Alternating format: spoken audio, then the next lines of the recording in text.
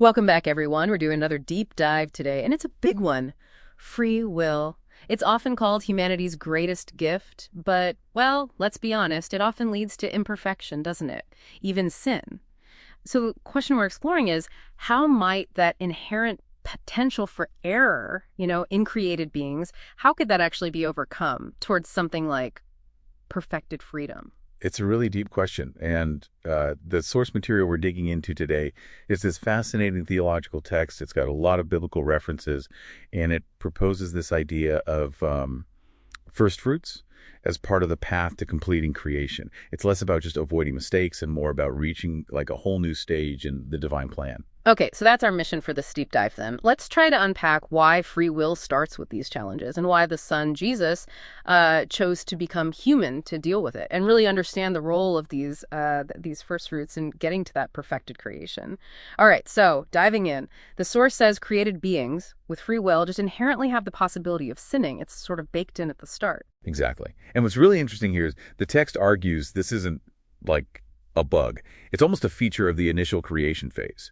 The Son's purpose, then, is to bring creation to its completion by relieving that possibility. And that happens by bringing forth these first fruits, a specific group who, once they're perfected, just won't sin anymore. They move from creation to perfected creation. A perfected prototype, almost. Yeah. Okay, so that brings us to the son's sacrifice, the cross. The text really highlights the immense weight he carried. Right. It wasn't just obedience. It mentions the joy set before him, which allowed him to sort of despise its shame. His struggle involved bearing human sins, the curse, that feeling of abandonment. It was profound. And this raises that key question you mentioned. Why human? Why did he choose to become human? Yeah, the source has a specific take on this.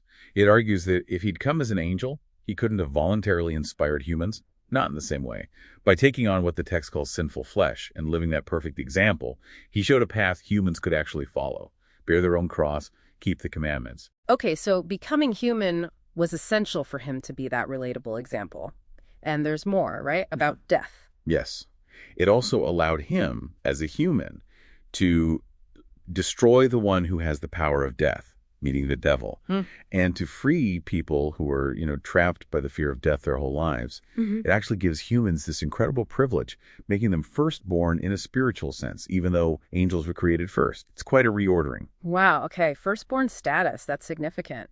So how do these first fruits actually emerge? How are they born? Well, the text points to being born again, specifically through the word of truth and the Holy Spirit. This transformation changes everything. For them, the commandments aren't about condemnation anymore. They actually become the way to salvation, the path out of that cycle. So for these individuals, these first fruits, their free will isn't gone. It's perfected. Is that the idea? That's exactly it. They reach a point where they just don't practice sin. The source talks about God's seed, his word and spirit, abiding in them. So they naturally, inherently practice righteousness and love for God and others. It's like their default setting has been changed. Like a new spiritual operating system. Kind of, yeah. And the ultimate vision here is pretty grand.